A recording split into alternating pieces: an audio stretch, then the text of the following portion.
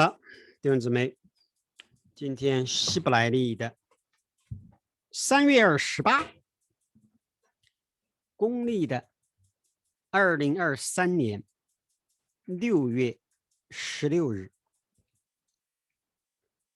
那么这个星期我们要学习帕拉夏希拉。那么每年学习帕拉夏希拉都是即将要进入第4月塔木斯。那么按照拉比的传统，一年有3个月是属于撒旦掌控的月，塔木斯4月，阿夫5月和特维斯10月，对吧？这3个月是黑暗势力掌控的日子。所以说我们今天给大家分享一个概念，叫污鬼的身体。那么按照污鬼这个概念，对吧？你说在托拉里边出现的很少，圣经里边出现的也不多。那么在新约圣经出现倒是很多，赶鬼。那么污鬼究竟是一个什么样的概念？对不对？那么这个地方有一个 Zohar 的解经。Zohar 告诉我们，在创世的第6天即将结束的时候，也就是说在安息日即将来到的黄昏，那么造物主创造了污鬼的灵。但此时已经开始了安息日，对吧？进入了安息日，那么创造天地之功已经完成，所以说并没有给污鬼创造出来身体，对吧？所以说污鬼没有身体，那么受造界因此有了一个瑕疵，对不对？因为创造之功出现了一个缺乏。那么创造之功的完成要等到3000多年以后，当以色列人出埃及以后，来到了西乃山领受 Torah， 那么这个时候，那么以色列人分成了3大类。第一类叫祭司 Cohen， 第二类叫利未人 Levi， 第3类叫以色列人 Israel。 那么这3类人分别对应生命树的右边、左边和中间，对吧？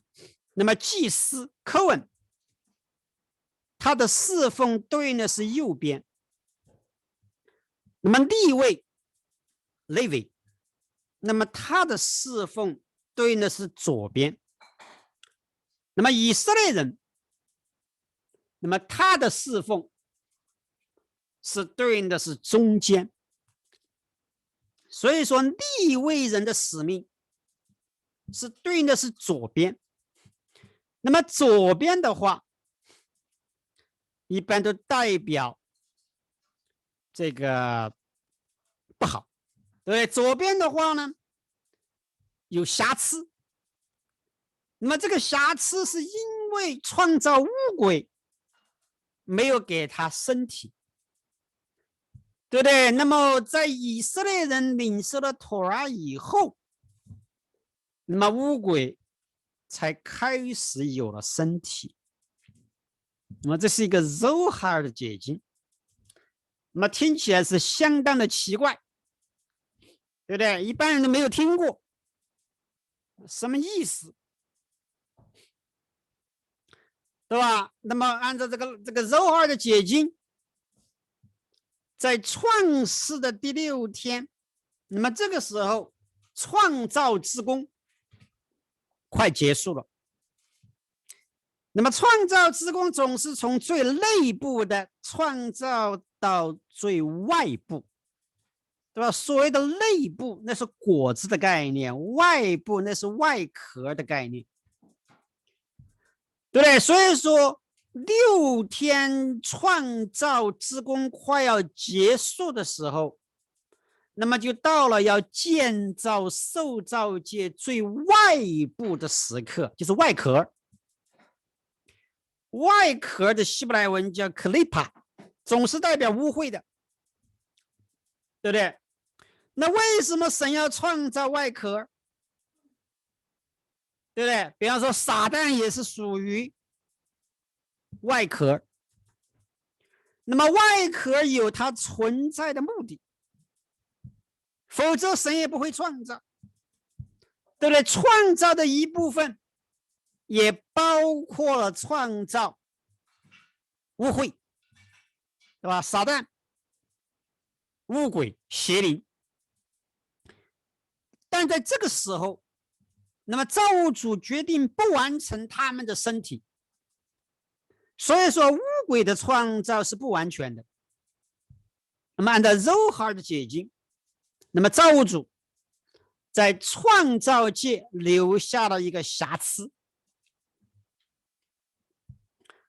那么这个创造污鬼不给他身体好不好？对吧？按照柔哈尔的角度是不好的，对吧？因为这就意味着造物主创造天地没有完全，对吧？留下了一个漏洞，留下了一个缺陷，留下了一个瑕疵。那么为什么给污鬼创造身体不好？在这个地方，这个拉比提了一个问题，那么拉比给出了一个答案。那么这个答案是根据下面的经文，以西结书第2章26章第2节，本亚当人子啊，亚阿希尔，对吧？你要听我这样说，阿马德拉，听我这样说，错奥耶路撒冷黑阿，这个推罗和耶路撒冷，对不对？这个作为众民的城的耶路撒冷，尼西贝德拉到受死发命，作为万民的这个城门已经被破坏了，对不对？那塞巴以来向我开放，向我打开了。伊毛拉哈德拉瓦，他丰盛啊，就是说我丰盛，是鉴于他的毁灭。看到没有？这个地方的关键字，我的丰盛，以马内，丰盛丰满，我的丰盛是基于他的毁灭。哈德拉瓦，他的毁灭什么意思？对吧？为什么推罗对耶路撒冷这样说？我的丰盛是基于他的毁灭，对不对？推罗的丰盛是基于耶路撒冷的毁灭，什么意思？那么这个地方犹太先哲解经说，上面经文里边的推罗，希伯来文叫错尔，是指以东王国罗马。罗马能够建立，是因为耶路撒冷被毁灭了。那么如果耶路撒冷毁灭了，不洁净的外壳就会掳掠耶路撒冷的丰盛，用来建造罗马。所以说，在创造之功里边，造物主不想让不洁净的外壳完成创造，因为如果乌鬼有了身体，推罗就会被建造。这拉比的解经。所以说，犹太先哲有这么一个短语，叫 in melea zo hadreva zo。如果这个得丰盛，那个就毁灭。什么意思？意思就是说，耶路撒冷和推罗有这么一个关系。如果耶路撒冷得丰盛，那么推罗就会毁灭。那反过来，如果推罗得丰盛，耶路撒冷就会被毁灭。那么耶路撒冷被毁灭到今天已经快2000多年了，对吧？如果你算第二次圣殿被毁灭，那快2000多年了。这就意味着推罗，那么这个地方是指罗马帝国，它的丰盛也快2000多年了。那么罗马的话呢，就是代表今天的西方世界，对不对？在过去2000年是西方社会或者说罗马帝国的丰盛，对不对？所以说罗马帝国的丰盛是基于耶路撒冷的毁灭。那么推罗在圣经里边有2种拼法，对吧？如果你去考察，一种拼写叫错儿，中间缺一个 vav， 对吧？所谓的残缺缺省拼法。那么2个字母的数值等于多少？290，对吧？因为它缺一个 vav， 所以说代表毁灭。那么它的另外一个拼法是完整的拼法，中间有一个 vav， 也叫错儿。那么多了一个 vav 的数值就多了6，对不对？就296是它的数值。完整的拼法呢，当然代表它的丰盛，它的鼎盛。那么2个数值290加上296等于多少？等于586，正好是耶路撒冷的数值，耶路撒冷，对不对？耶路撒冷的数值正好等于推罗的2种拼法。所以说这个地方，这个拉比的解经就告诉我们，推罗和耶路撒冷是双子之争。那么推罗代表罗马，如果这个丰盛，那个就毁灭；如果这个毁灭，那个就丰盛，对不对？这是什么？雅各和以扫的双子之争，对不对？因为雅各代表耶路撒冷，以扫代表罗马。那么如果你考察这个词组，这个拉比的术语 in melea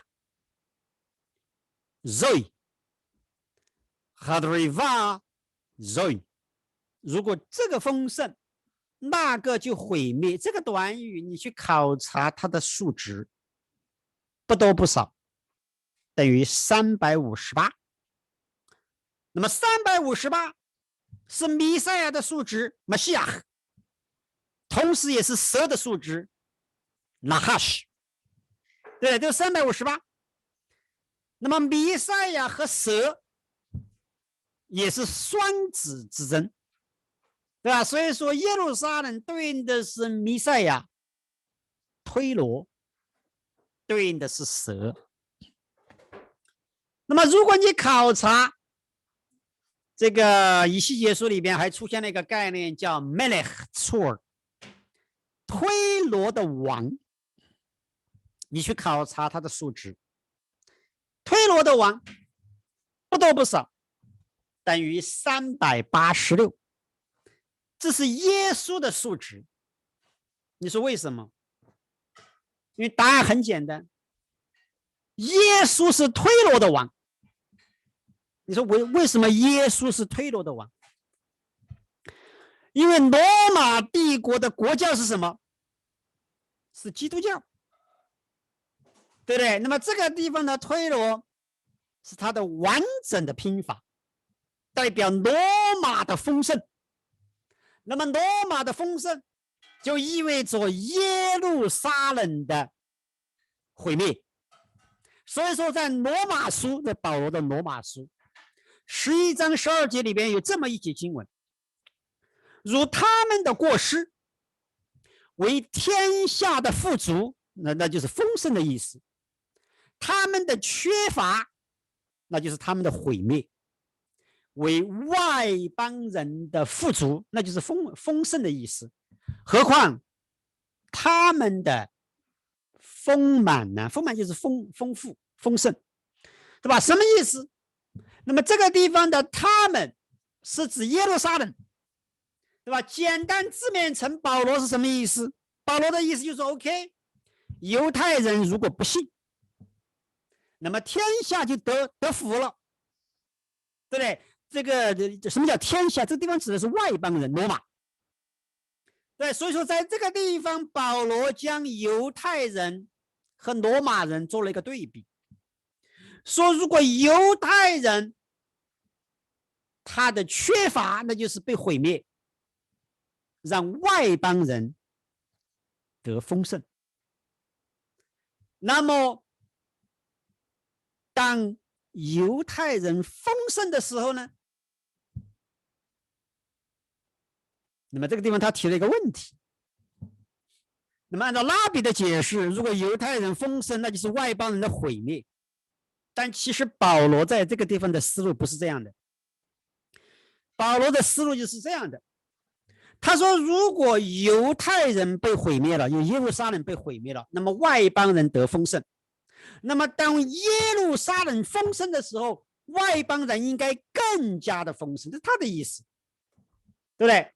但是不管怎么样，那么这个地方我们看到了罗马和雅各，基督教和犹太教之间的一个关系，对不对？那么这个地方呢，他们是指耶路撒冷，天下和外邦人是指罗马帝国。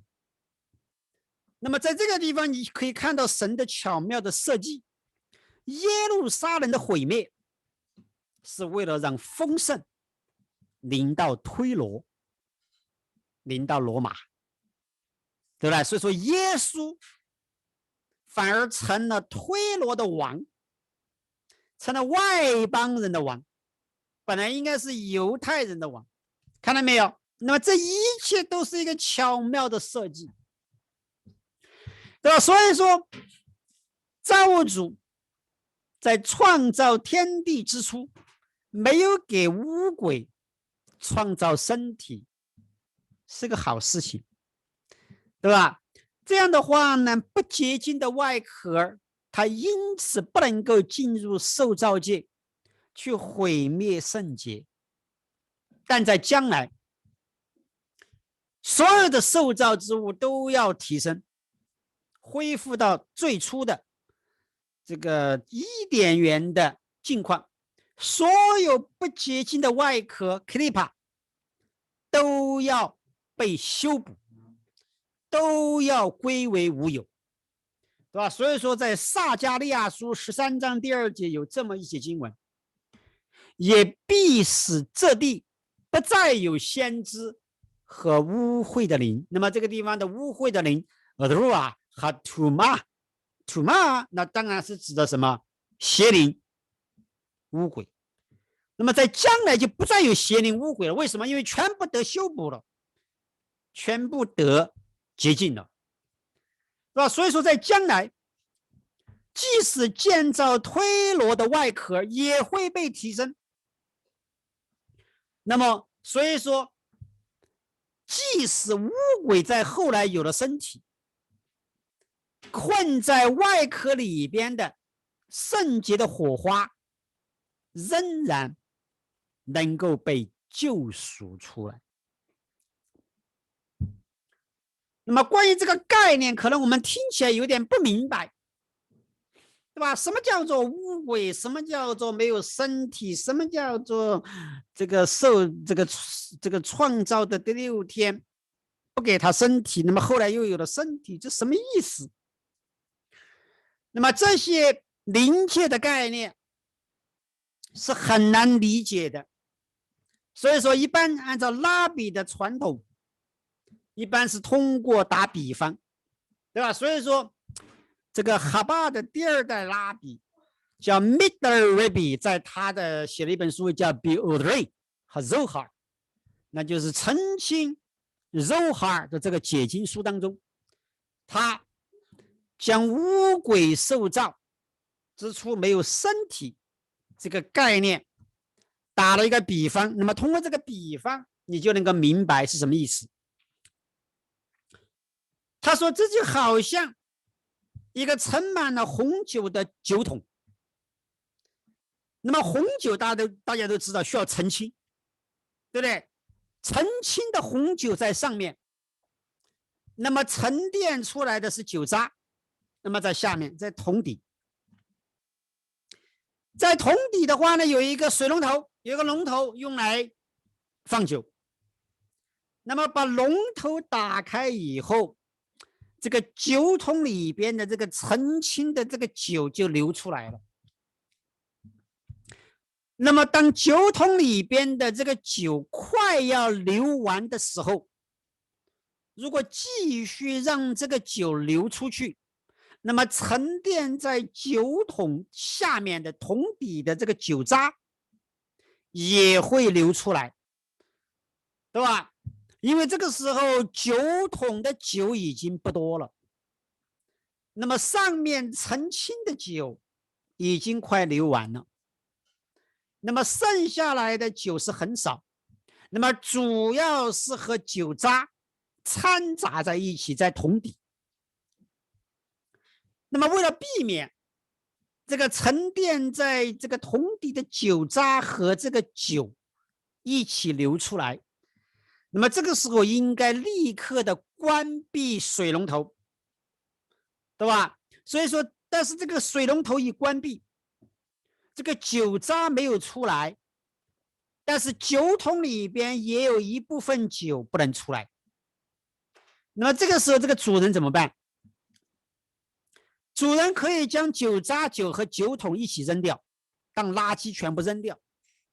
但主人并没有这样做，对吧？因为这个酒桶里边仍然有酒，而且这个酒渣它也有它的用处，对吧？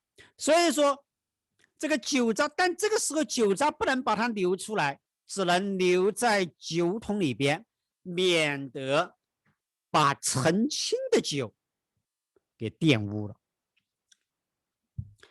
那么在这个比方里边，造物主是倒酒的人，对吧？在大多数澄清的酒流出来后，造物主在关键的时刻关闭了酒桶下面的龙头。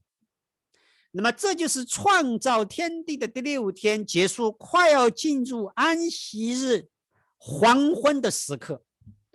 那么如果这个时候不关闭龙头的话，那么酒底这个桶底的这个酒渣会流出来，把这个澄清的酒给玷污了，对吧？所以说同样的道理，在这个时候如果给污鬼创造身体，他们会因此进入世界，将整个受造界给玷污，把它搅浑了，对吧？所以说造物主在这个时候立刻把龙头给关闭了。那么这个奥秘隐藏在下面的经文里边，创世纪2章1节 ויחולו השמיים והארץ וכל צבאם ויחולו השמיים והארץ וכל צבאם 天和地都完成了，以及他们所有的万军。那么这个地方第一个单词，他们都完成了 ויחולו 他们都完成了，关闭了。这个地方暗示造物主把龙头给关闭了，免得污鬼在此时此刻获得身体，进入世界，将整个受造界把它玷污，把它搅得浑浊。那么当创世纪2章第2节，就是第1节第2节 ויחל אלוהים Elohim 完成了，就标志着这个酒桶的龙头给关上了，对不对？那么酒渣代表污鬼没有流出来，仍然停留在酒桶里边，但造物主并没有将酒渣就污鬼把它扔掉。为什么？因为和酒渣一起留在酒桶里边的还有一些酒，对吧？这些酒不能够被放出来，因为它们和酒渣掺杂在一起，所以说他们是被困在外壳里边的圣洁的火花，这是将来弥赛亚需要救赎的，对不对？所以说在这个福音书里面有一个比方，有100头羊，如果99头羊都找到了，还剩下1头羊，也是不能放弃的，对不对？一个酒桶里边绝大多数的酒都澄清了，都被放出来了，那么还剩下那么一点点酒，也是不能放弃的，对吧？尽管这一点点的酒和这个酒渣掺杂在一起，那么也是将来需要救赎的圣洁的火花。好，我们休息10分钟，10分钟以后继续分享。好，大家休息好了。那么刚才我们讲到了，对吧？这个造物主在创造的第6天，让这个酒没有完全流出来，因为酒桶里边还有一些酒渣。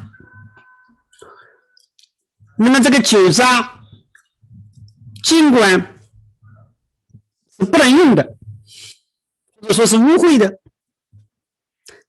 但造物主并没有将酒渣扔掉，因为在酒渣里边有被困住的圣洁的火花，需要将来的救赎。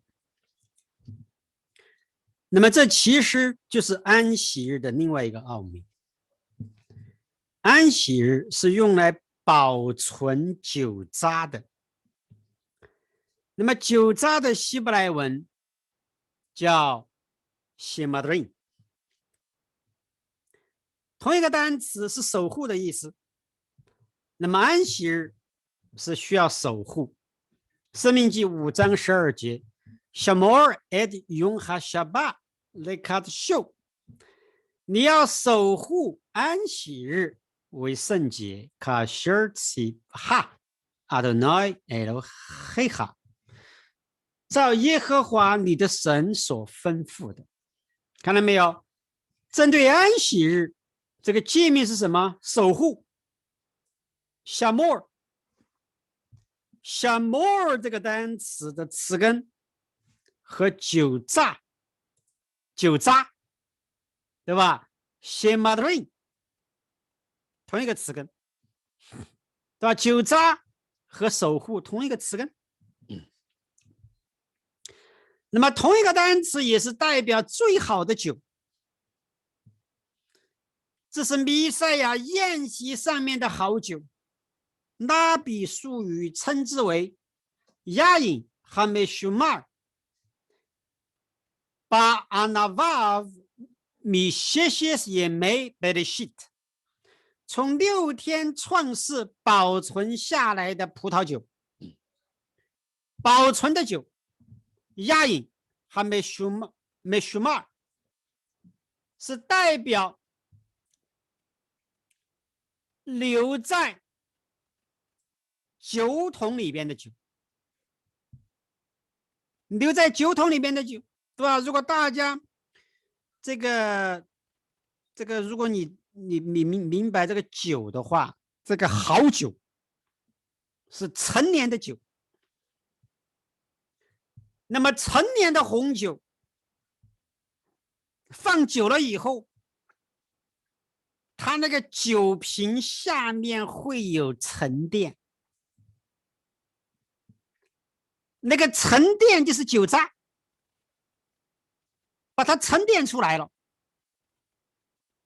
对吧？所以说上面是澄清的酒，这是好酒啊，这是好酒。那么这个它暗示的是托拉隐藏的奥秘，对不对？这个保存和酒渣同一个单词，同一个词根，保存的酒叫 hamshuma， 酒渣 shemarin， 同一个单词。你不懂的人，你会以为这个酒下面有酒渣，那个酒是不是坏了？那叫不懂的人，他甚至把这个酒给扔了。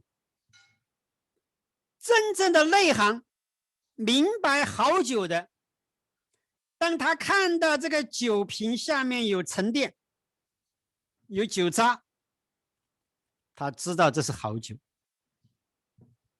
对吧？但是从简单字面层，这个酒渣是最低端的外壳，代表污秽，但却成了保存最圣洁的火花的一个外壳。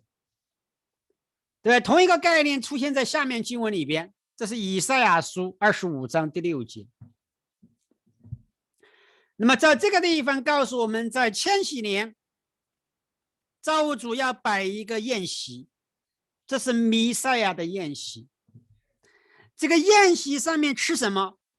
吃肥油，看到没有？很肥的油和酒渣上面的酒，看到没有？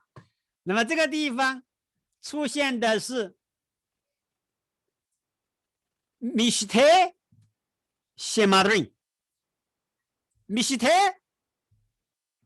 就是喝的，谢马瑞是酒渣，酒渣上面的酒是最好的酒。当然，这个酒必须要澄清，对吧？所以说这个地方看到没有？弥赛亚宴席上面的2道好东西，一个是骨髓里边的肥油，谢马令油脂肪，内木哈因，这是骨髓的意思。上个星期我们讲了这个叫骨髓，莫啊，对不对？莫啊，内木哈因，骨髓里边的肥油和谢马令梅鲁卡 king， 对吧？鲁卡 king 是澄清的酒，而这个谢马令是酒渣上面。那么这个酒，按照拉比的解经，是从创世第6天就保存下来的陈酒， 6000年的酒渣澄清的好酒，这是弥赛亚宴席上要喝的酒。那么为了进一步的明白这个奥秘，那么还有另外一个比方，我们也来分享一下。那么这是关于哺乳和断奶的比方。乌龟的希伯来文叫谢的，它的复数叫谢定。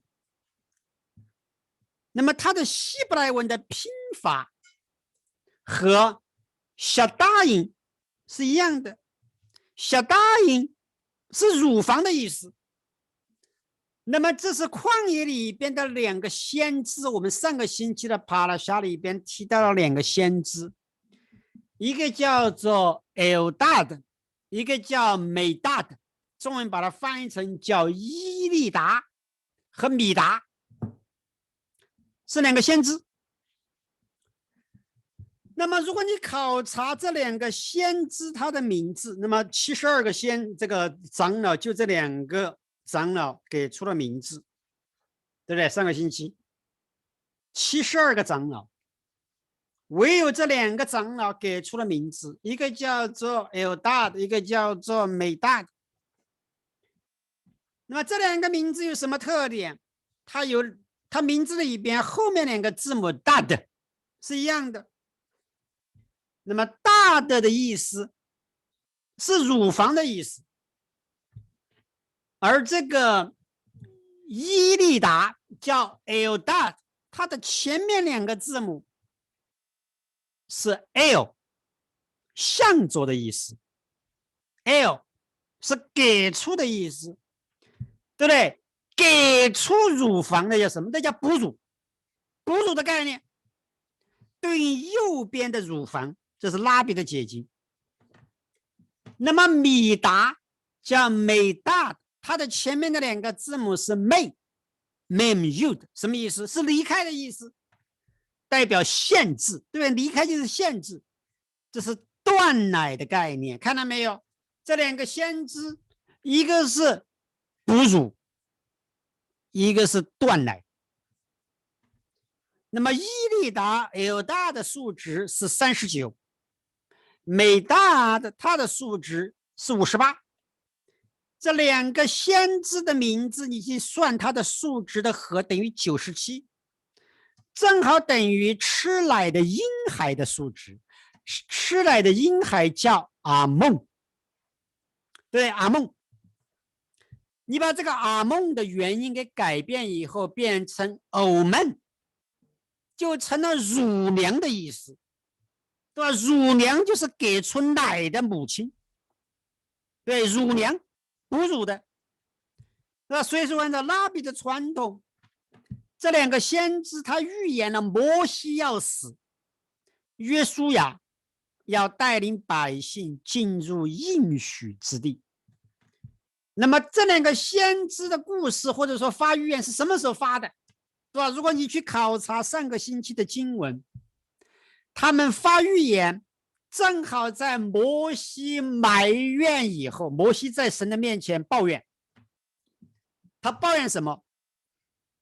他抱怨自己是以色列的奶妈、乳娘。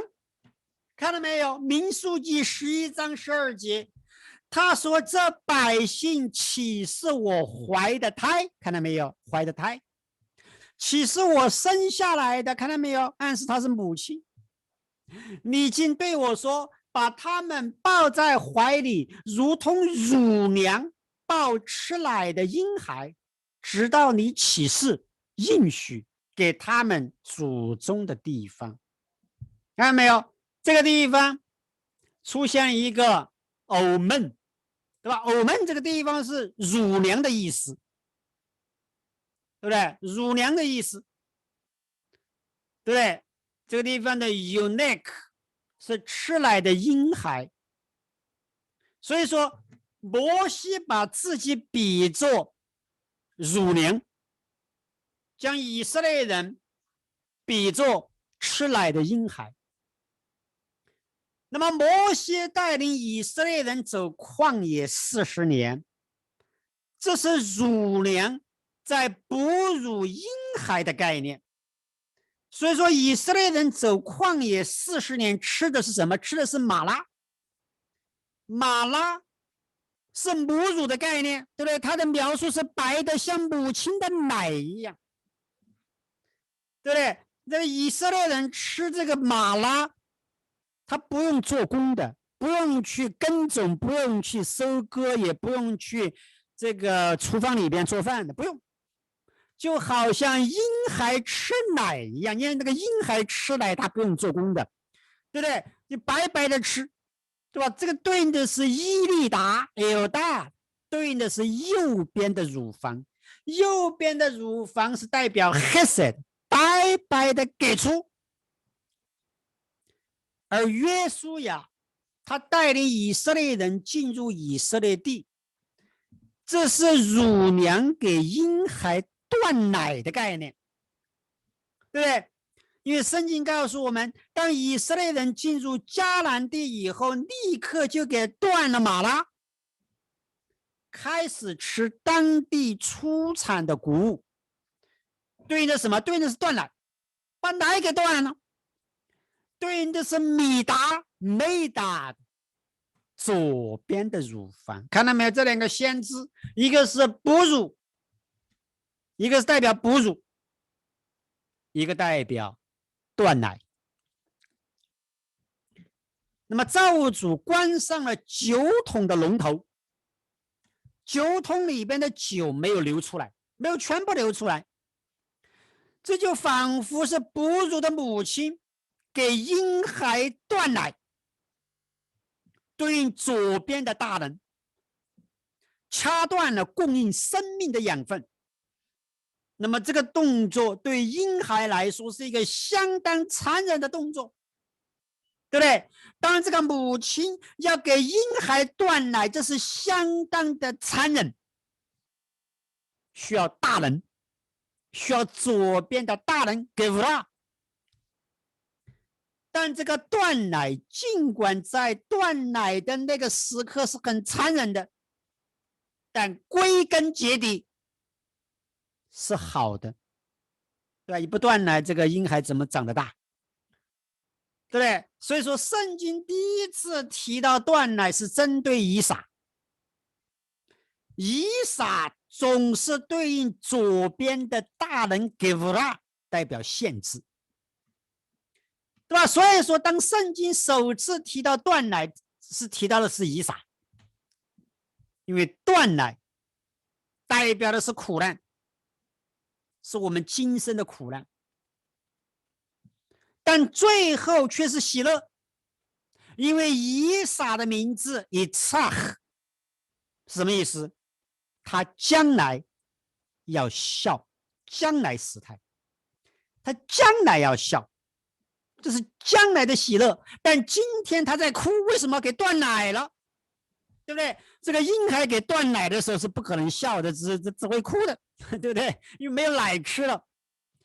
但是亚伯拉罕在以撒断奶的日子却大摆宴席，为什么？因为这是一个喜乐的日子。创世纪21章第8节，孩子见长就给断了奶。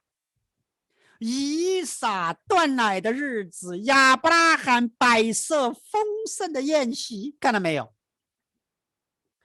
那么断奶的希伯来文叫嘎冒，那么同一个单词也是给出的意思，嘎冒，对吧？你说干嘛？这个断奶不是不给吗？对不对？断奶是不给，那为什么这个单词还是给出的意思？因为表面上断奶在表面上是左边的大人，但最后归根结底却是右边的恩慈，因为将来要笑的是以撒、以撒，对不对？那么五鬼被造的时间是黄昏，为什么？为什么是黄昏？因为黄昏是连接白天和晚上的中间地带。那么黄昏在希伯来文里边，拉比术语里边叫两个太阳之间 ，Ben Hashimashos， 对吧？因为是两个太阳之间，白天是这个黄昏是连接两个太阳。那么黄昏在时间的纬度相当于拐角点在空间的纬度。什么叫拐角点？对吧？为什么黄昏在时间的纬度相当于拐角点在空间的纬度？一个概念，为什么？因为这两个概念的共同点都是无有，阿隐没有。对，黄昏是连接白天和晚上，所以说黄昏既不是白天也不是晚上，它是黄昏。对，所以说是属于时间的无有区。同样的道理，什么叫拐角？拐角，对吧？一个平面和另外一个平面的连接点，对吧？打个比方，在一个房间里边，你有长宽高，对吧？你有长宽高三个面，对不对？那么这三个面的连接点就是你的房子的拐角处，这个点，它既不属于长，也不属于宽，也不属于高，对吧？所以说是一个拐角，是属于空间的无有区，没有。恰恰是因为这是空间和时间的这个拐角点，无有区，所以说是污秽可以抓住的地方，对吧？因为在现实里边，中间地带它属于尚未完成的状态，空虚混沌的状态，没有形状的状态，对吧？拉比这个犹太先知称之为 Hiuli， 那么这个概念来自于希腊，对吧？希腊哲学家的概念叫 Hio， 那么中文把它翻译成叫做原质、原材料，对吧 ？Homer， 另外一个概念叫 Homer。那么这个 Hiuli， 它的数值等于61，同无有，阿隐没有，阿隐。那么犹太先知告诉我们，如果亚当夏娃没有听从蛇的引诱，那么蛇其实会成为人的帮手。同样的道理，乌鬼也是一个概念。如果乌鬼被修补了，它也可以为人类造福，成为人类的帮手。那么这个修补它针对的是没有形状。那么刚才讲了，拉比的术语称之为 Hiuli， 那么这个单词隐藏在下面的经文里边，诗篇119篇54节 Zemirus Hayuli Hukeha， 你的律例成为了我的诗歌，被 Ves Megudrai， 在我寄居的家里。那么这个经文里边呢，成为我的哈尤利，你改变原因以后就成了黑尤利，原质，对吧？代表原质，没有形状。而寄居的家，为什么要寄居在家里边？代表你的恐惧，恐惧总是来自于左边，对吧？那么从这个地方就告诉了我们，要修补左边的恐惧，对吧？恐惧人对污鬼的一种本能的恐惧，人怕黑，为什么？怕鬼，对，这人本能的恐惧源自于左边。那么人要修补左边的这个瑕疵，是通过什么？通过唱歌，我的诗歌，唱歌。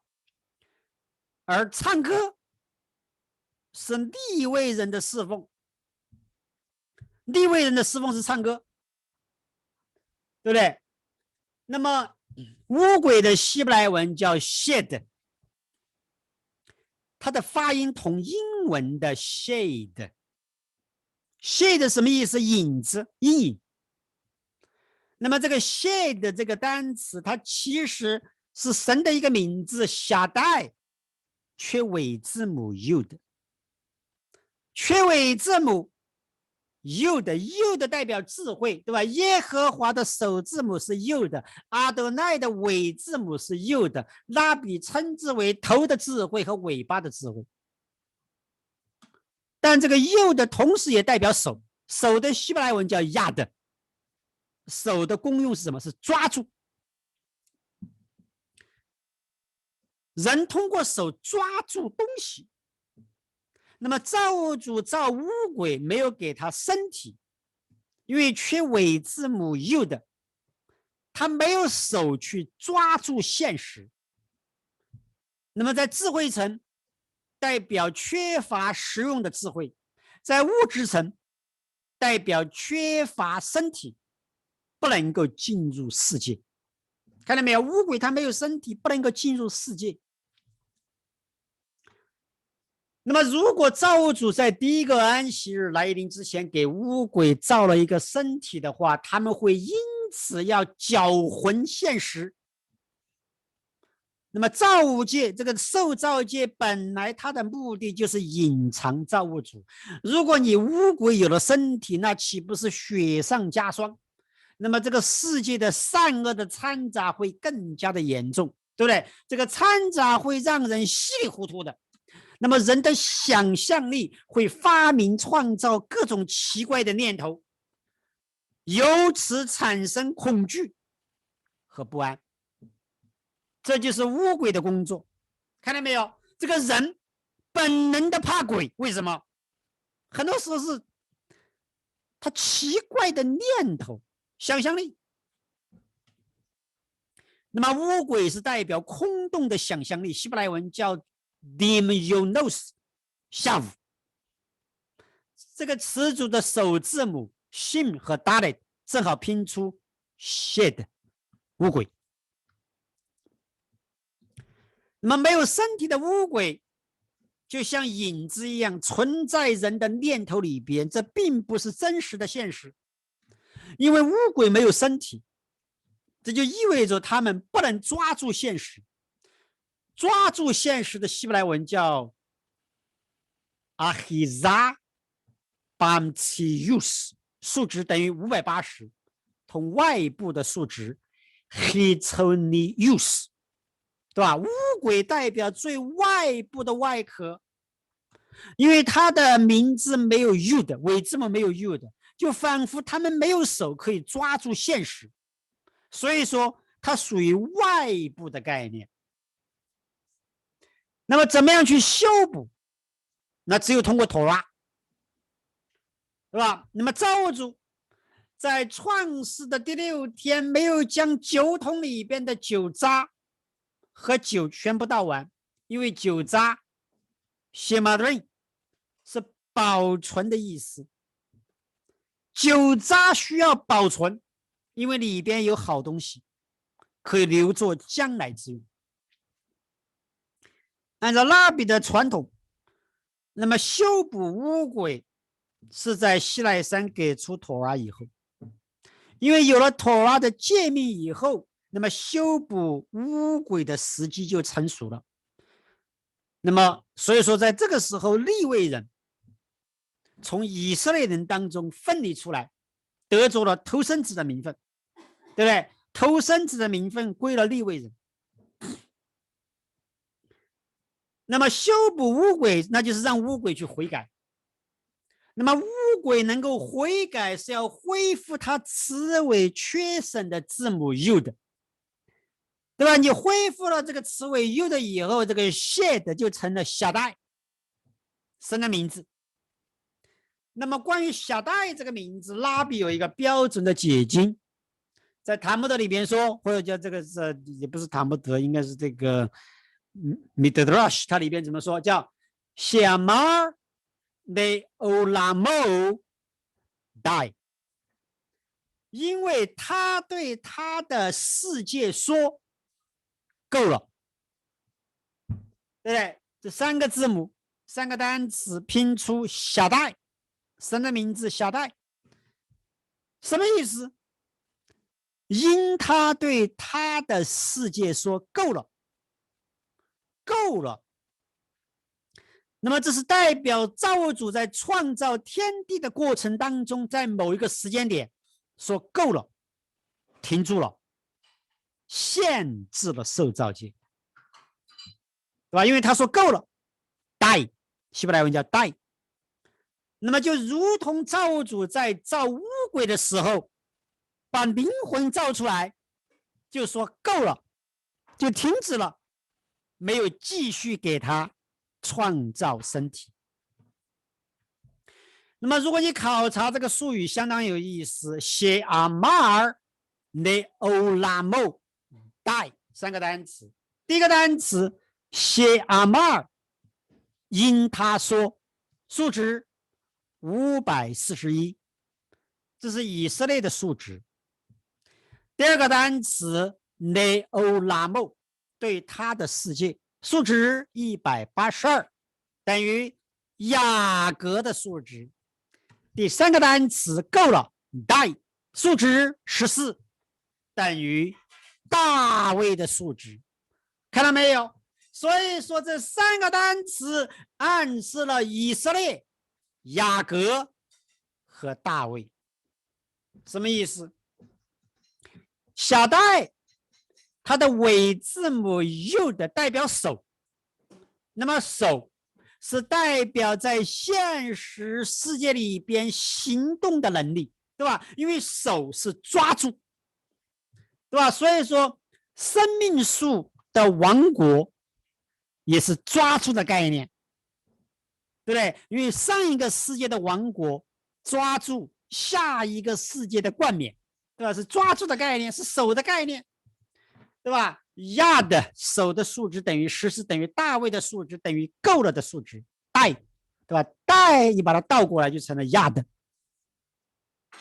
所以说这3个名字分别对应以色列对应的是智力层，雅各对应的是情感层，大卫对应的是行动层。那么以色列、雅各、大卫同时也对应学习妥拉的3个层面，对不对？智力层、情感层和行动层。那么学习妥拉的哪3个层面？第一个层面叫逻辑推理，对，因为你学习妥拉，你首先是逻辑推理，你要明白，要用你的脑袋，那是智力层。第二个层面叫哈拉哈。什么叫哈拉哈？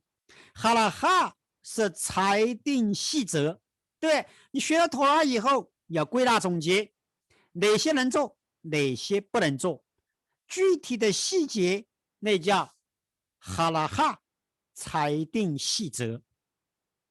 那么第3个层面叫哈拉哈内马塞，行动的细则或者叫实施的细则，对吧？最后还要把它行出来，对吧？你光裁定没用，还要把它行出来，这是学习妥拉的3个层面。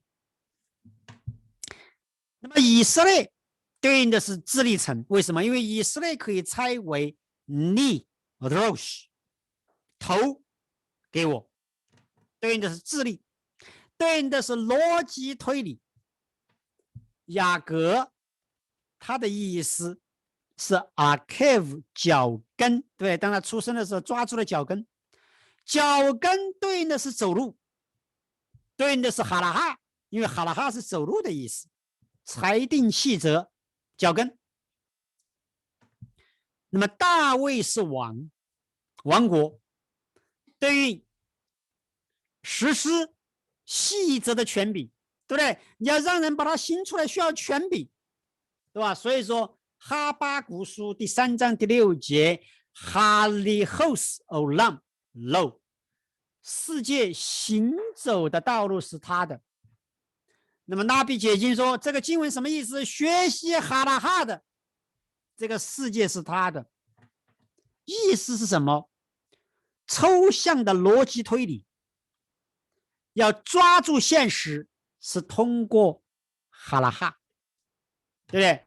因为你如果不通过哈拉哈的话，你学习的东西全是抽象的，对不对？哈拉哈让你能够抓住现实，让你的托拉学习有一个器皿。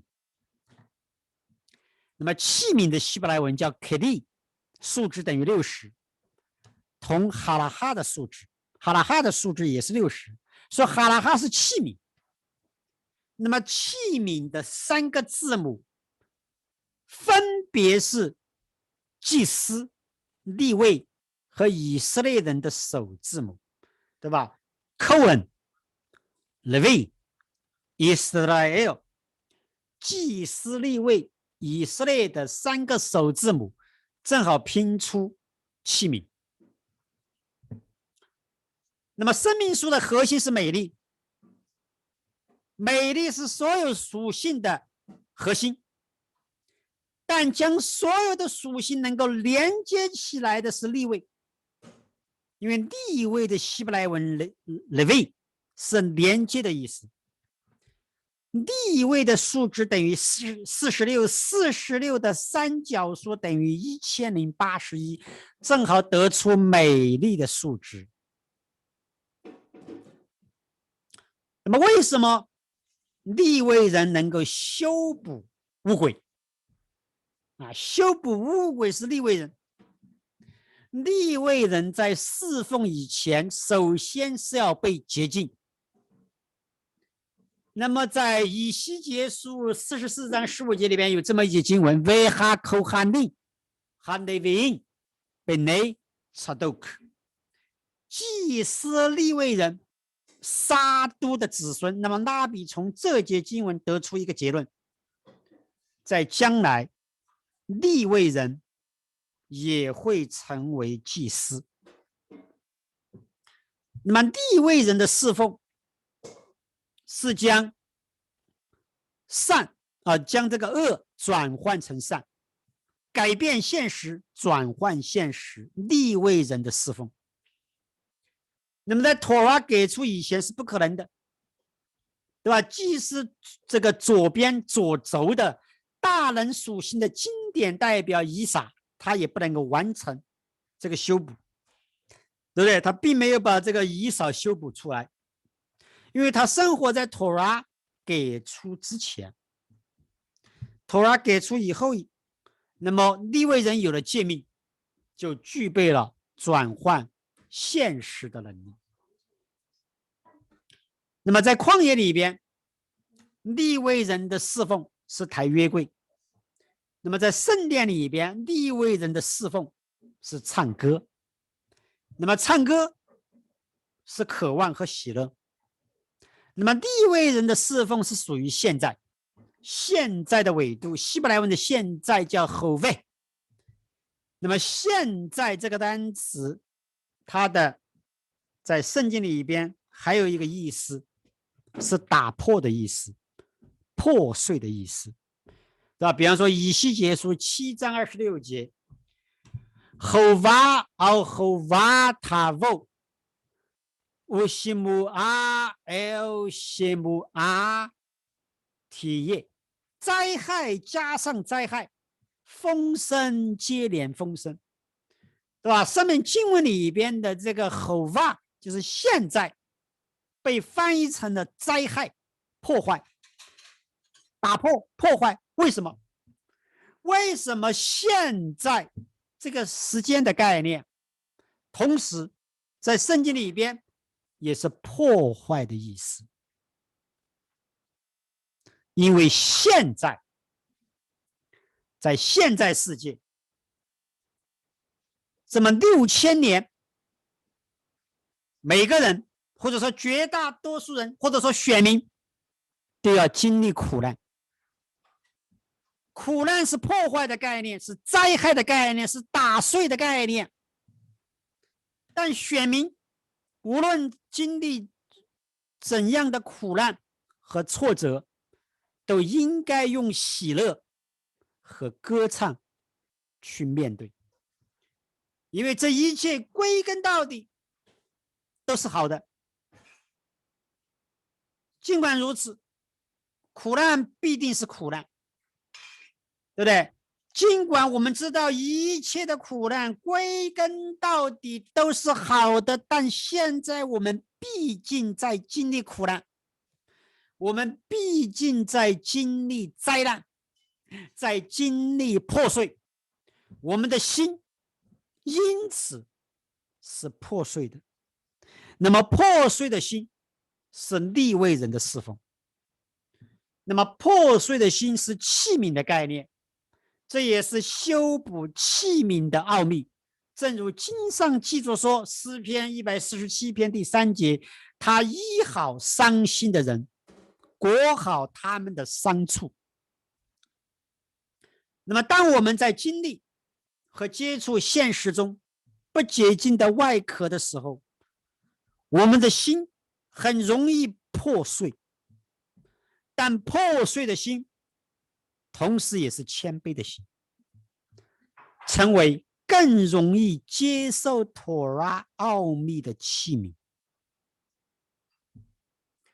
那么在圣殿的侍奉里边，以色列人的侍奉是站在旁边观看，祭司的侍奉是在祭坛宰杀和献祭，利未人的侍奉是在旁边唱歌，看到没有？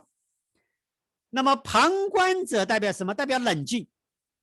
所以以色列人对应的是智力层，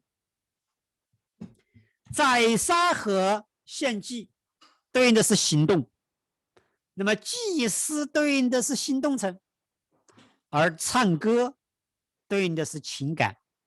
所以说利未人对应的是情感层，对应破碎的心，也只有在心里边人才能够深切的体会到和经历到哀痛和喜乐两个矛盾体，对不对？所以说利未人他既能够经历哀痛，他也能够经历喜乐。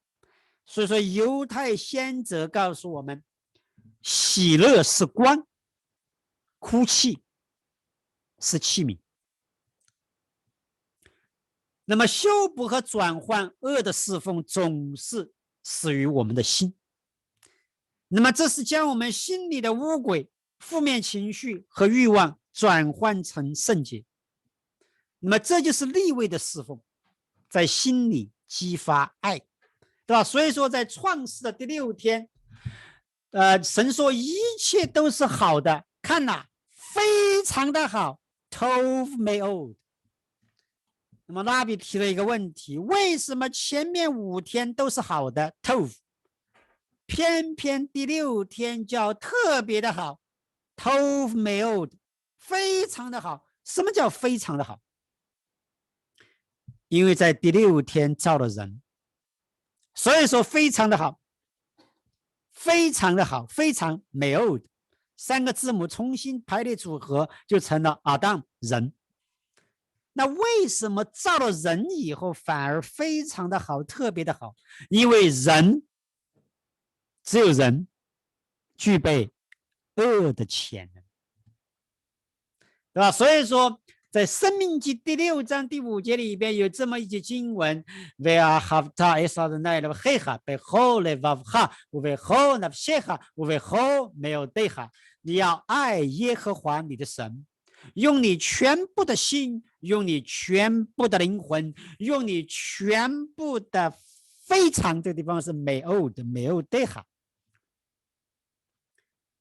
那为什么这个地方的心出现了2个 beit levavcha？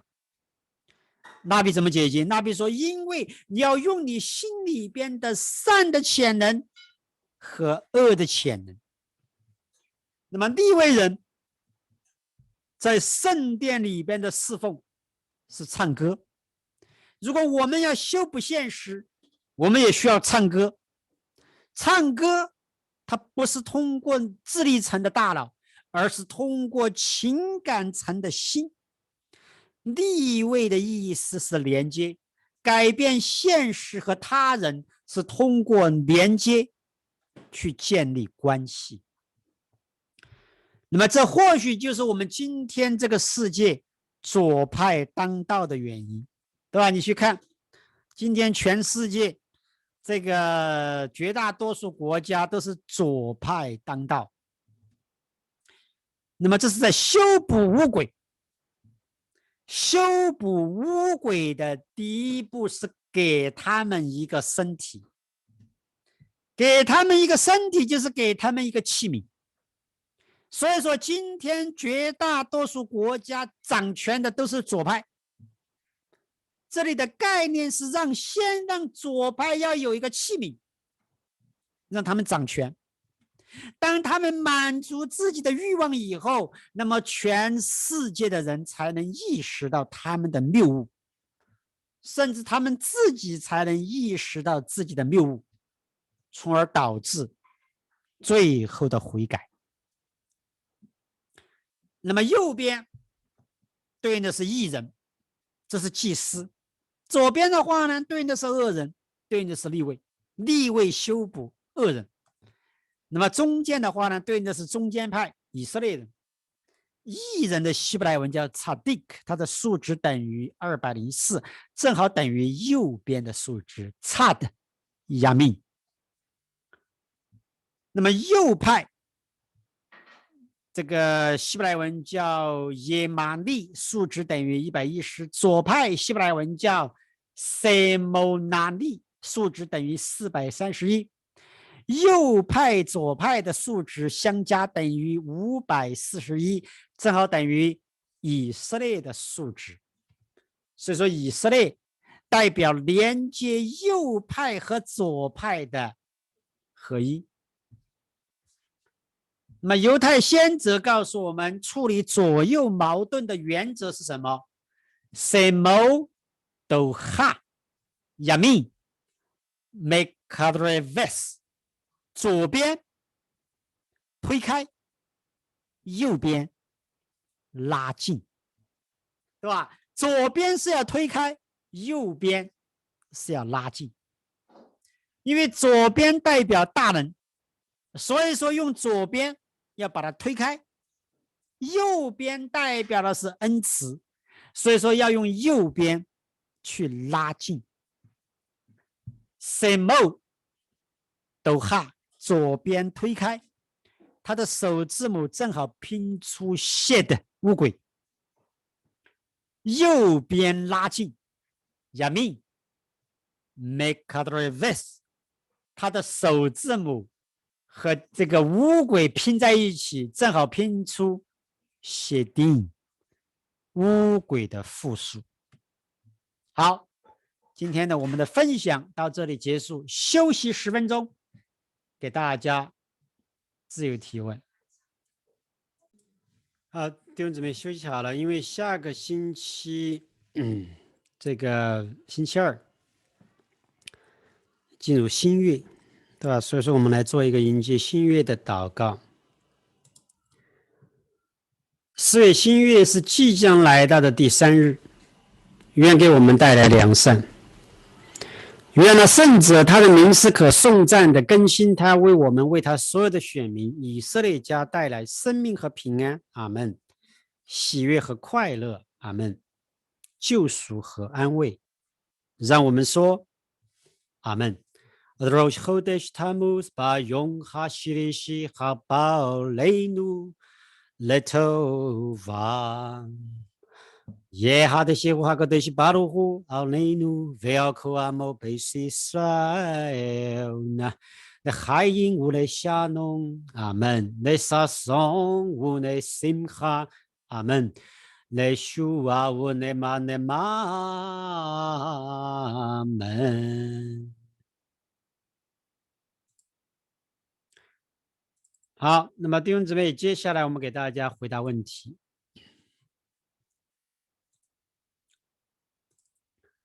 第一个问题，6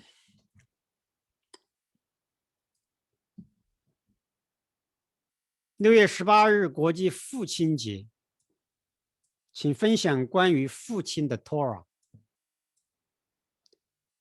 例如以色列男人白天时间都学习妥拉，怎么赚钱维持家用。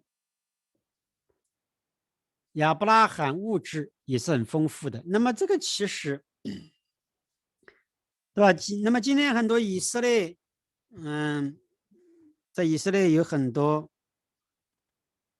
这种现象，其实并不是很正常的，对不对？这个男人在家里边学习妥拉，这个那你说你吃饭怎么办？那么这个其实并不是一个值得推崇的，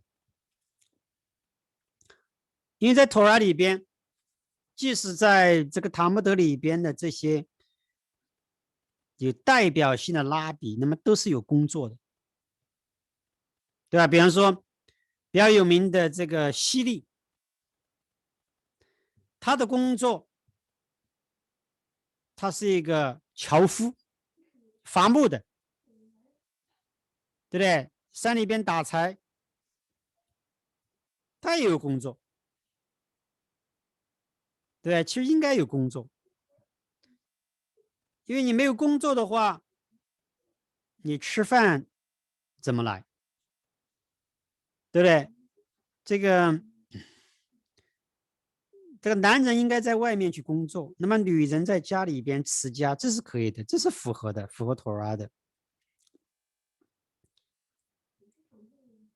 对，所以说这个在以色列很多犹太人当中，他不出去工作，那这个东西的话，这个其实并不正常，应该出去工作，对不对？因为很多时候在工作的时候，你也能够把妥拉应用到工作当中。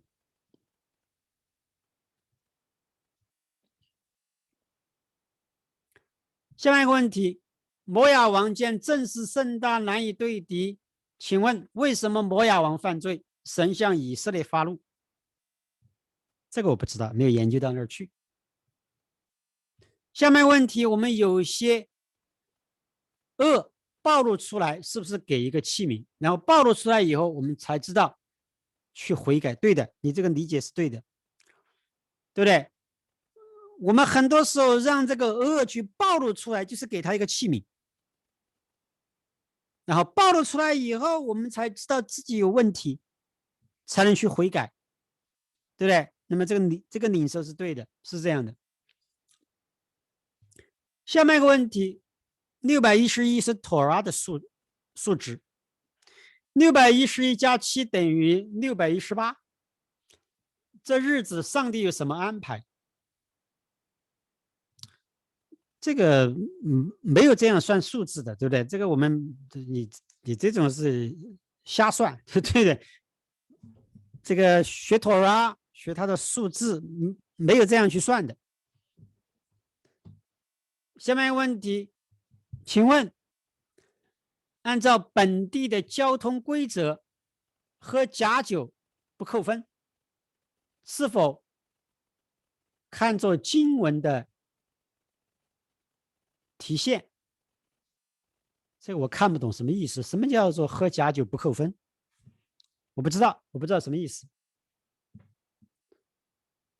下面一个问题，将来吃动物油脂和骨髓，是否意味着今天我们不能吃动物的油脂和骨髓？那么没有你这样去定哈拉哈的，对不对？你照你这样去定哈拉哈，你寸步难行了，什么事情都不能做了，对不对？幸好你不是拉比，你要是拉比的话，下面的人叫苦连天，你瞎定哈拉哈，对不对？没有你这样去定的。下面一个问题，我个人的看法不知道对不对，请指点。在基督教中，人患病是犯罪，是不是可以说污鬼占据了器皿，人的身体？这个人身体有病，但是就如同带着酒渣的酒，里边有一个洁净的灵魂，只要污鬼被转换，可以用利未人的歌唱吗？洁净灵魂，从恶变善。谢谢。那么这个领受是对的，其实，对不对？那么尽管这个拉比在讲这个乌鬼受造之初没有身体，那么西奈山领受托拉以后就有身体，但怎么样有身体，他并没有挑明，对不对？他没有挑明怎么样让乌鬼有了身体。那么我们还没有学习到那个地方去，但是呢，如果你看福音书，那么福音书里边提到了大量的乌鬼、赶鬼，那么你会发现这个乌鬼有个特点，他喜欢人的身体，对不对？在福音书里边，所以说，当他占据了人的身体，人就会生病，这是对的，对不对？包括这个精神失常，对不对？各种奇怪的念头，对不对？各种想象力，让人这个精神出问题，身体出问题。那么这些可能都是和乌鬼有关系，对吧？因为乌鬼它没有身体，那么它必须需要占据人的身体，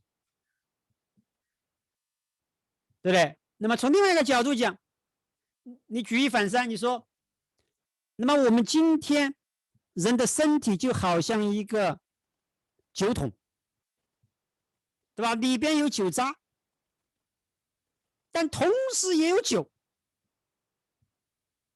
对不对？所以说我们今天是通过我们的身体，就好像酒桶一样，里边既有酒渣，又有洁净的火花。那么通过我们今天地上的行为，唱歌，那么可以将乌鬼转换过来。那么这个领受是对的，对吧？这就是我们今天讲的这个概念的一个高度的概括。下面一个问题，创世纪1章第2节27节，神照自己的形象造人，乃是照着他的形象造男造女。创世纪2章22节，女人是男人的肋骨造的，女人是泥土造的，还是男人的肋骨造的呢？那么这个的理解是这样的，当1章27节，创世纪1章27节，那么神造人的时候，那么这个地方讲的是人的灵魂，还没有身体，对不对？尽管提到了神的形象，那是灵魂的形象，对吧？人的灵魂来自于神，所以说是照着神的形象。在第1章讲到造人，是指人的灵魂。那么在第2章讲到造人，才是提到人的身体，对不对？所以人的身体是用尘土造的。那么当神用尘土、泥土造人的时候，那么这个人在受造的第一步是男女同体，对吧？所以说男人和女人都是由土造的。那么在创世纪第2章22节讲到造女人，用男人的肋骨，那其实这个地方的造是把女人从男人身上给分离出来，对吧？尽管这个经文一般翻译成用人的肋骨，但那个希伯来文的话呢，也可以理解为，因为它是那个叫差的，对对，差的 Dalet， 差的意思，它还有一个意思叫面，背面、前面、背面。如果用英文讲叫 side， 用中文叫面，前面、后面的面，对吧？所以说，这个一般的理解，并不是肋骨，是将女人，因为女人和男人是合在一起的，就好像连体婴儿一样。那么造女人的话呢，是把它分离出来，是分离出来。所以说呢，回答你的问题，男人女人都是用尘土造的，对吧？也没有什么肋骨造的，是把它分离出来，从男人的背后把它分离出来，从他的背面，所以这个肋骨应该翻译成背面，从背面把它分离出来的。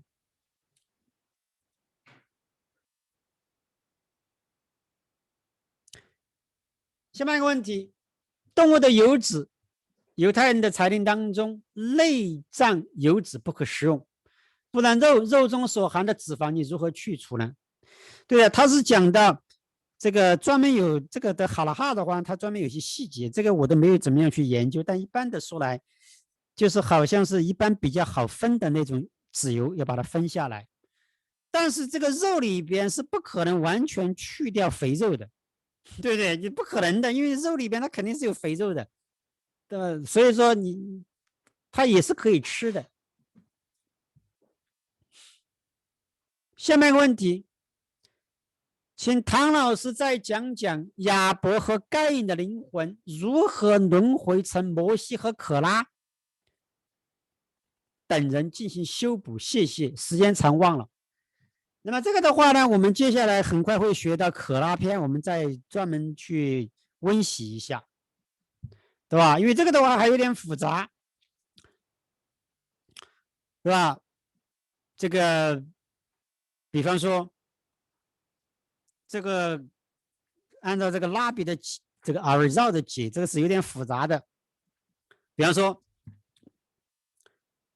这个亚伯拉罕的仆人 Eliezer， 按照拉比的解经，是含的后裔，是受咒诅的仆人。他因为跟亚伯拉罕，对不对？派到拉班的家里边去，拉班称他为蒙神祝福的。那么拉比解经，在那个时刻 ，Eliezer 他的这个咒诅就转换成为祝福。那么拉班，希伯来文拉旺，他的灵魂轮回成为Nabal， 对，就是那个迦南地的那个妇人，他不给大卫吃的那个妇人的名字 Nabal， 他的妻子Abigail 后来嫁给了大卫，对不对？因为他的名字是拉班3个字母重新排列组合。这个 Abigail 他和大卫结婚以后生了一个儿子，取名字叫加勒。那么按照拉比说，又是这个星期学的12个探子里边加勒的轮回，这有点复杂了，这个讲起来越讲越复杂了，对吧？所以说这个地方需要专门一篇文章，这个地方我们去扯的话，越扯越扯不清楚，对吧？然后这个比方说这个亚伯该隐的轮回又怎么样？这个叶特罗，对不对？这个埃及人，这个摩西，什么可拉，这个越搞越复杂，这个需要专门一篇文章才扯得清楚。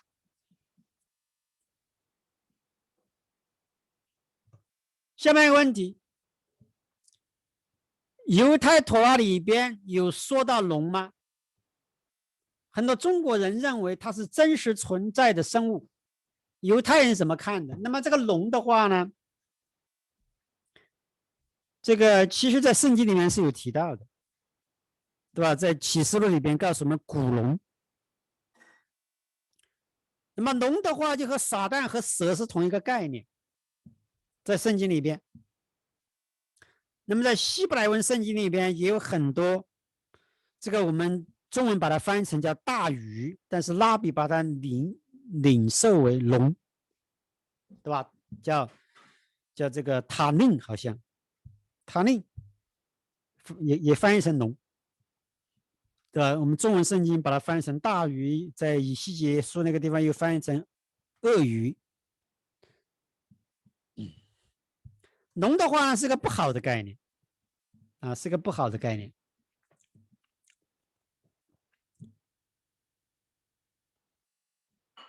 下面问题，6月11是周日，6月18也是周日，一周第一天，上帝为什么这么安排？这个我都搞不懂你这个问题，什么叫做6月11是周日？对吧？你说今年的6月11是周日，那这是个巧合而已，对不对？那6月18是周日，那当然是周日。如果你6月11是周日，你7天以后，那当然是周日，对不对？这么你这个问题我就搞不懂，对不对？我看不出来这个为什么会成为一个问题。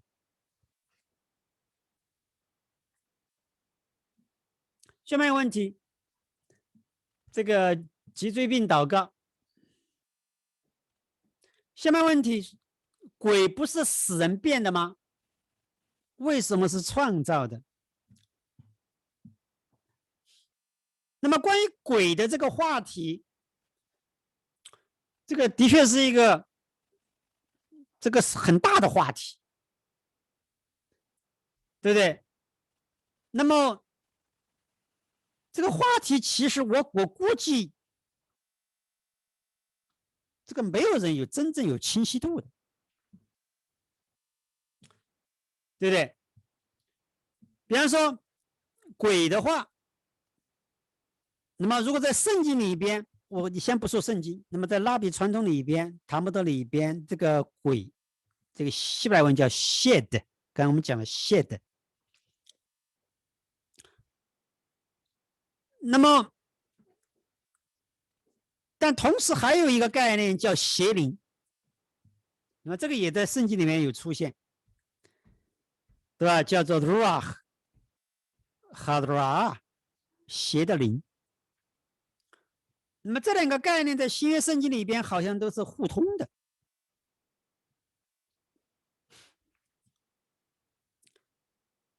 那么翻译成鬼的话也是对的，其实，因为这个 shed 在英文里边翻译成叫 demon。那么这个 demon 的话呢，当然也来自于希腊文，希腊文叫做 Haimon。那么这也是这个福音书里边的词根，都是通的，所以翻译成鬼是对的，没有问题。那么鬼是怎么来的？那么其实即使在拉比的解经当中都有很多个出处。那么其实尽管他的说法不一样，也就是说有可能都是对的。就首先这个鬼肯定是创造的，对吧？没有不是神创造的，都是神创造的，对吧？那么第一种说法就是我们今天讲的，那么鬼的话是在第6天进入安息日以前的黄昏，神创造的，但是没有给他身体，说他没有身体。那么有很多其他的说法，对吧？比方说女鬼，这个亚当的这个第一个妻子莉莉丝，对吧？后来也成了女鬼，引诱男人，那么晚上遗精，那么因为这个精子没有进入人的身体，那么就成为巫鬼。对吧？因为精子对吧，遗精的话没有进入女人的身体，那么它就形成了巫鬼，这又是一种说法。那么人死了以后能不能变成鬼？那么绝大多因为人的灵魂有很多层，对不对？所以一般的说来，绝大多数灵魂，那么要不是下地狱，要不是上天堂，对吧？地狱叫做给黑弄，天堂叫做这个叫做刚 A 等。但是因为灵魂有很多层，对不对？它不一定全部都上去，也不一定全部都下去，要看你的灵魂的在世上的这些修补的这个结果。那么有一种说法就是说，如果是特别属世的灵魂，他太爱这个世界了，对吧？他从来不相信属灵的生命，他要这个太贪恋这个世界的物质，那么他的灵魂有可能有一部分他在死的时候不能够离开这个世界，会残留在地上，成为巫鬼。这种说法也有啊，这种说法也有，都有，对不对？那么这个按照我们前几个星期的分享，这个塔木德里边的这个拉比解经，他说，如果人的眼睛可以看见的话，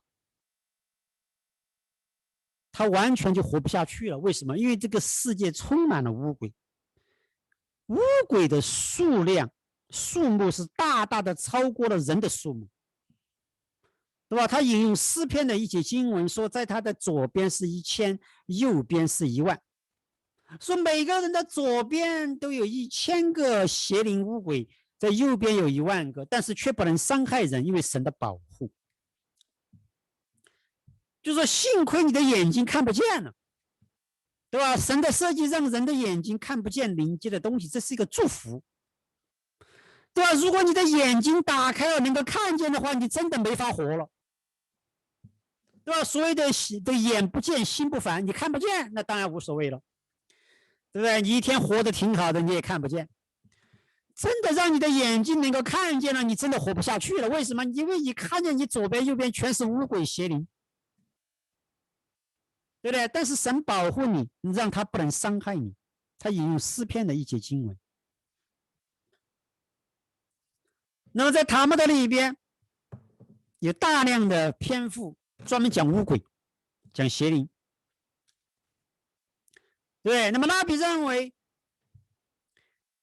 这个巫鬼是属于天使和人的中间地带。对，因为天使和人代表两个矛盾体。为什么？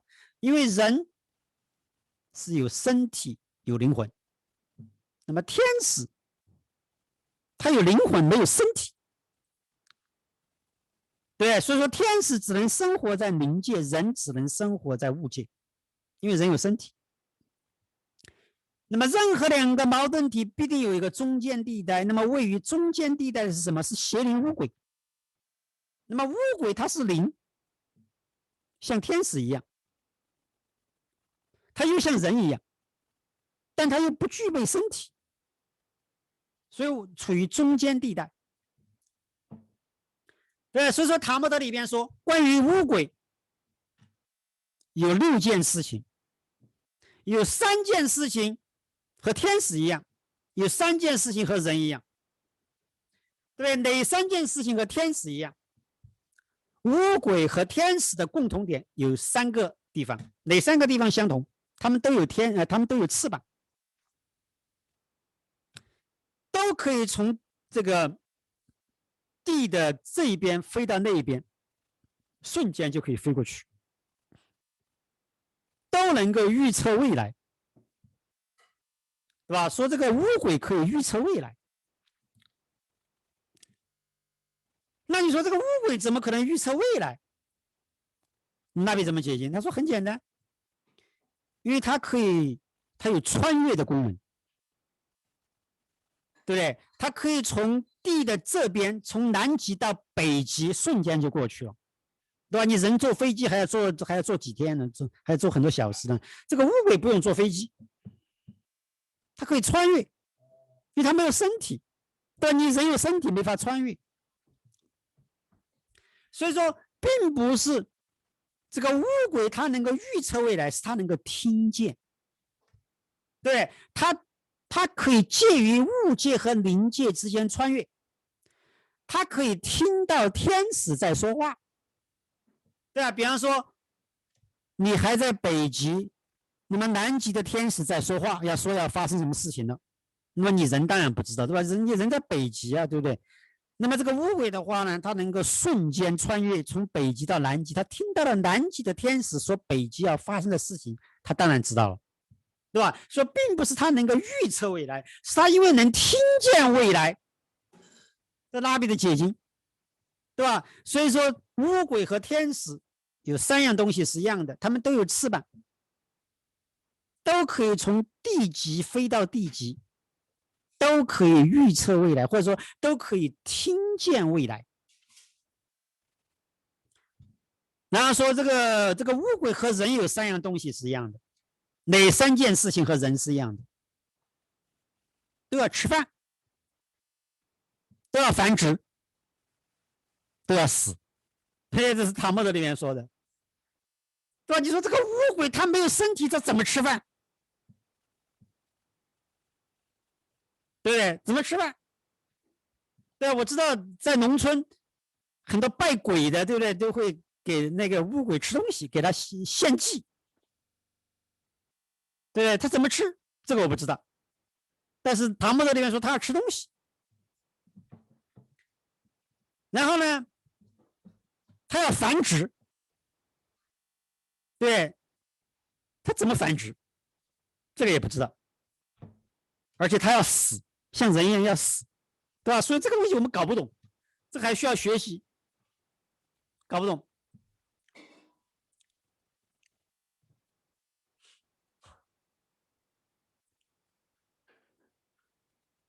下面一个问题，请问没有后代不好吗？那当然不好了，对不对？因为神给人的诫命是生养众多，你没有后代的话，那么以后审判的时候你没法交差的，造物主会问你，你有没有努力的生育，对吧？你如果没有努力，那就麻烦了。你说我努力了，但是你不给我，那是另外一个话题，对不对？你说我是努力了，但是神你没有给我，那是另外一个话题。那是神的作为，那神不可能怪你。但你自己不努力，那怪你了。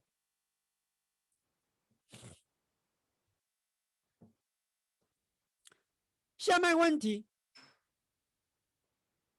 见到女人就想奸淫，为什么是恩慈？这是在伤害女人，是罪。那这个不是我的说法，这是圣经里边的，对不对？在这个我都忘了是利未记还是民数记，对吧？专门有这么一些经文，讲到这个兄弟姊妹之间的奸淫是妥拉禁止的。为什么 ？Ki Hesed， 因为那是恩慈，对吧？当然中文没有翻译出来，就翻译的说开玩笑，这怎么是恩慈？但是妥拉里边这样写的，什么意思？其实很好理解。你为什么想奸淫？你奸淫是因为爱，对，你爱他，你才和他奸淫啊！你不爱他，你和他奸什么淫？对不对？通奸，男女通奸，那是不是因为爱？那当然是因为爱了。你恨他，你还和他奸淫啊？对吧？你恨他，你嫌他，你跑都来不及，你还和他奸淫呢？奸淫都是因为爱，没有控制的爱，没有原则的爱，对不对？它的后果当然是伤害，但是在奸淫之前，那是因为爱，那是因为 hesed， 那是因为恩慈。那当然是犯罪了，对不对？这是他的这个推动力是因为爱，过于的爱，过分的爱。下一个问题，卡巴拉怎么样看待广岛长崎被原子弹？这个东西还没研究到那个地方去，不知道。下面一个问题，现实中如何察觉发现污秽的灵？如何赶走这些邪灵？对不对？那么其实引诱你犯罪的都是邪灵污鬼。那么怎么样去赶走？通过你学习妥拉，通过唱赞美诗歌。对，你看大卫，他怎么样赶走扫罗的这个邪灵？弹奏乐器，唱属灵的歌。对，我们刚才讲利未人的侍奉是唱歌，唱诗篇、赞美诗歌，都是赶鬼的。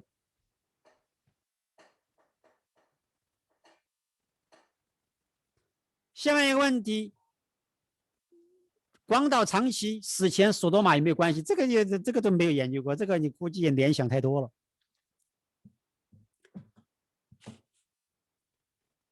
下面问题，托拉里边怎么样理解下面的经文？怎么样行才平衡？谢谢。被盗的民啊，翻来覆去要到几时呢？耶和华在地上造了一件新事，就是女子复为男子。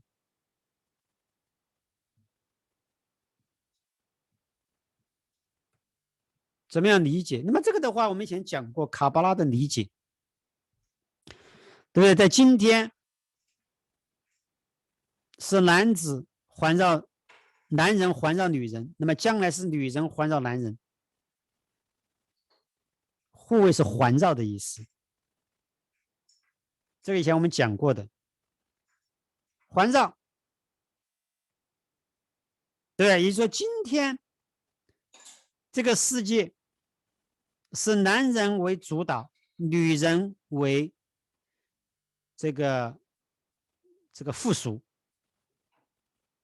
那么将来要反过来的，那么女人要成为主导，男人要成为附属。那么这个的奥秘是关于身体和灵魂。那么今天的话呢，是灵魂为主导，身体为器皿。在今天，灵魂是光，身体是器皿，对吧？所以说，在今天是这个灵魂提供养分给身体，那么灵魂对应的是男人，身体对应的是女人。那么在今天是以男人为主，女人是附属。但是耶和华在地上造了一个新事情，要女人环绕男人，女人要成为主导，男人成为附属，对吧？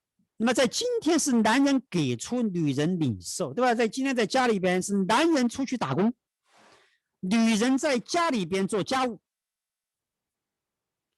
对不对？我们中文叫什么？叫男耕女织。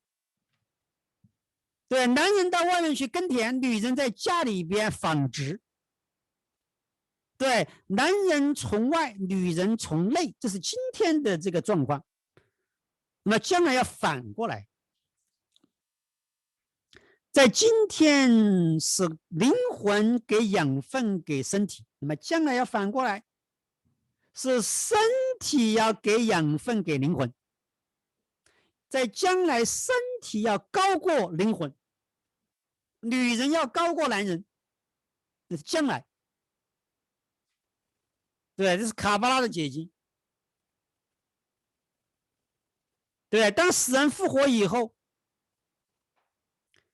那么身体就会变成一个高于灵魂的一种创造。死人复活以后的人，那么身体要高过灵魂。那么今天的话是灵魂高过身体，对吧？所以说今天灵魂是不会死的，身体会死。但将来身体要高过灵魂。下面一个问题，去年吹角节红母牛运到以色列的新闻，红母牛的献祭有专门的日子吗？这个没有专门的日子。红母牛的献祭没有专门的日子，红母牛的献祭是做洁净用的。也就是说，这个今天所有的祭司都被玷污了，因为多多少少都碰过死人，碰过死人就玷污了。那么如果这个圣殿要重新开张，对吧？第3次圣殿如果要建立的话，那么这个祭司他必须要洁净，怎么样洁净？通过红母牛的粉，这个灰和水洁净它。也就是说，红母牛的出现是第3次圣殿能够运作的一个前提。如果你没有红母牛的灰，那么这个祭司就没法洁净，就没法进入圣殿献祭。它没有一个专门的日子，它是一个祭司要侍奉的一个前提。下面一个问题，有人讲话很重的情绪，是不是算作可以这样理解？误会的灵在里边，可以这样理解。那婴孩摔在磐石上有福了，什么意思？不知道，我也没研究到那个地方去，对吧？不知道。下面一个问题，考虑是不是自己的话勾起了别人的气。下面一个问题，古人说人死为鬼，鬼也是会死的，不知道什么意思。对这个古语研究不多，不知道。下面一个问题，本地人有一个得理不饶人，集体口业，本地悔改祷告，本地人祷告。巫鬼邪灵堕落天使是一回事情吗？那么这个说法不一，对吧？说法不一，对不对？比方说，我今天还听了那个拉比在讲说，在托拉里边，对吧？说一个已婚的妇女如果和其他的男人发生性关系，那么这个女人就被玷污了，那么她的丈夫就不能够与她同房，因为她被玷污了。那么拉比就提了一个问题，塔木德里边他说，如果这个女人是被巫鬼玷污的，就说这个如果是巫鬼和这个女人发生了性关系，那么算不算奸淫？她的丈夫还能不能和妻子继续同房？对吧？只有拉比才能提这些问题，这些问题我们都没法提的。那么后来拉比进行辩论，辩论了半天没有得出一个结论，对吧？这问题的关键在于巫鬼算不算人？对，如果是男人和这个妻子发生奸淫，那就是奸淫，那就变得污秽了。那么巫鬼他不是人，没有身体，和这个女人发生奸淫，算不算奸淫？对吧？这是一个拉比在塔木德里边辩论的话题，辩论了半天，估计有2种观点，具体怎么样我没有听下去，但是就说明这些话题真的是这个太复杂了，对吧？这个我们要有清晰度是不可能的。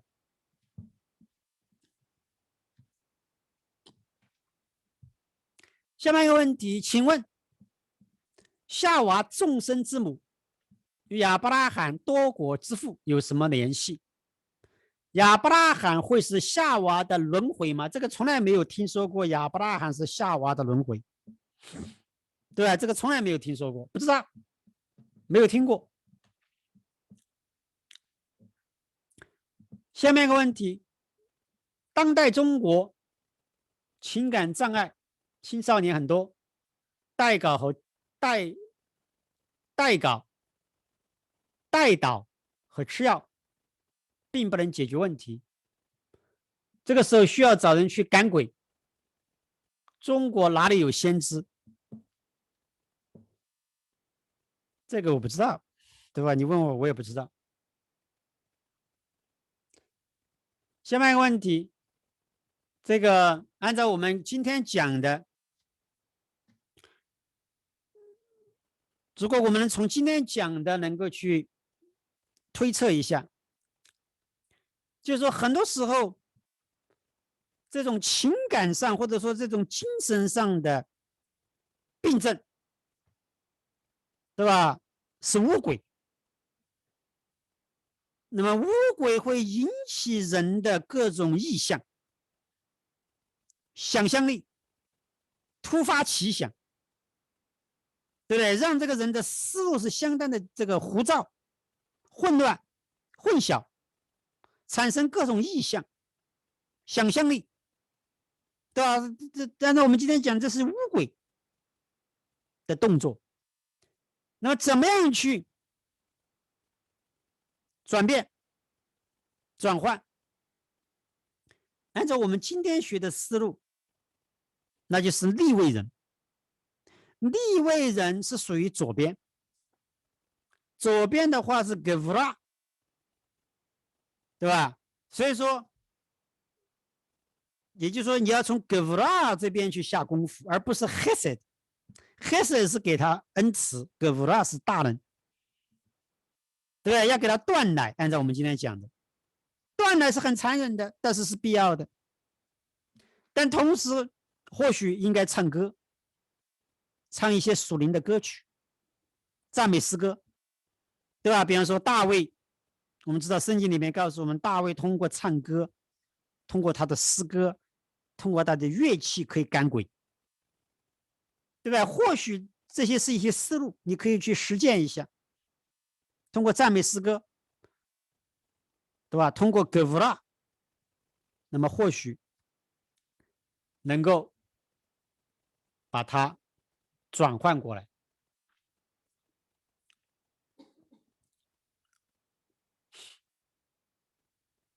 下面一个问题，为什么自闭症、孤独症儿童越来越多？他们并不是成年人遇到太多挫折导致的。那么其实还有一个原因，也是个比较简单的原因，对吧？比方说这种自闭症什么这些，很多时候还有一种原因，就是说有一种说法，这个也不知道是不是对的，但是呢，可以或许是对的，那就是这个疫苗的问题。对，因为现在这个小孩子一出生要打很多疫苗，那么这个你从医院里边出来，我估计我不知道打多少针了，现在对吧？这个那以前是不用打疫苗的，现在的话呢，这疫苗越打越多，谁知道里面有什么东西，乱七八糟的，对不对？因为这个医生、医药都是说不清楚的。有一种说法，那么今天的这些病那么多，什么自闭症、什么唐氏综合唐氏症、痴呆症，那么还有一个原因，有可能是疫苗打的，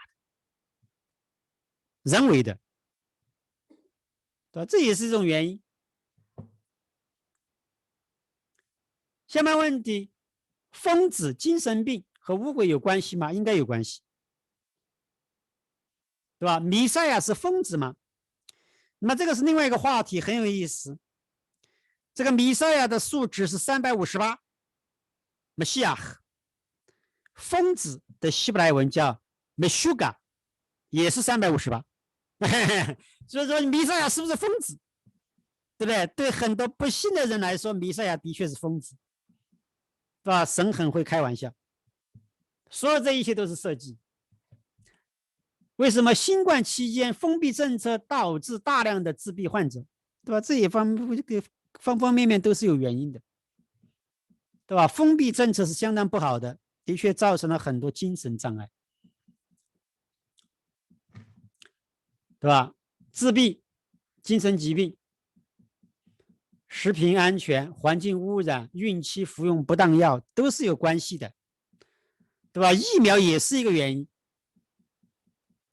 对吧？疫苗一般也是这个原因。龙和蛇的区别是什么？那么龙有翅膀，对不对？龙有翅膀，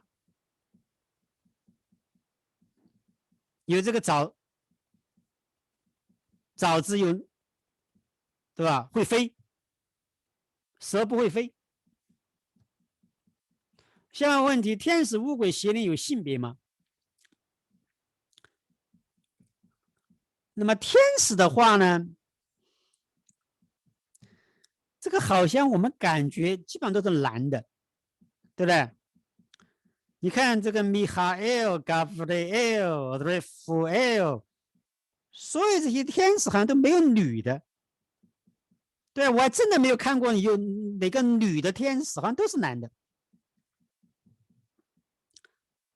那么撒旦也是男的，但莉莉丝是个女的，对不对？所以说这乌龟是有乌龟，好像什么性别都有，有男有女。乌龟啊，像人一样。所为什么说它像人一样可以繁殖，对吧？天使的话呢是不能繁殖的，说天使好像都是男的，没有女的，对吧？但是乌龟好像是有男有女的，对吧？比方莉莉丝是个乌龟，它并不是天使，对吧？是莉莉丝是女的。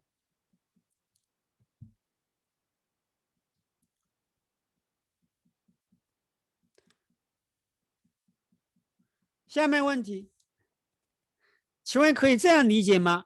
酒渣在容器里边被显出来，是因着颁布律法，妥拉律法显出罪来，让人知罪，让世人为罪、为义、为审判，自己责备自己，被修补。这个我还没有联系起来，我不知道怎么联系起来的。下面问题，请问，当邪灵盘踞某一个地区人身上，国内就有专门驱邪赶鬼、走导的基督徒。请问在托拉里边有讲这种服饰吗？这种服饰应该遵循什么属灵原则？什么样的人才能去做？谢谢。那么赶鬼的话呢，这个倒不是没有什么，这个都是福音书里边有很多啊，这个塔木德里边也有很多，对吧？尽管托拉里面没有提到，估计那个时候没有这个鬼不多。对，那么鬼多的话，基本上就是圣殿被毁以后，这鬼就多了，对吧？所以说福音书嘛，是第二次圣殿期间，那个时候可能有很多鬼。那么这个赶鬼的话，这个要看了，对吧？你如果有这个异能，神给了你这个异能，你是可以赶鬼的，对不对？这个没有什么大不了的，对吧？这个东西他如果能赶鬼，他就应该去赶鬼。这个并不是这个需要神给你这个恩赐啊，神给了你这个能力，你就能赶鬼。那不给你这个能力，你要赶鬼也没用，你赶不了。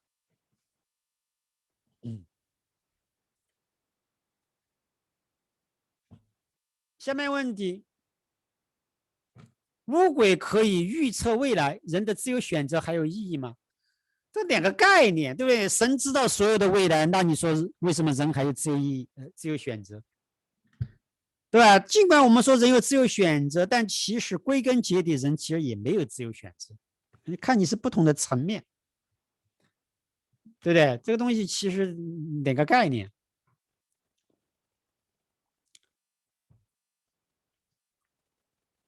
好，那么今天我们分享到这里结束，对吧？那么接下来我们做一个散会的祷告。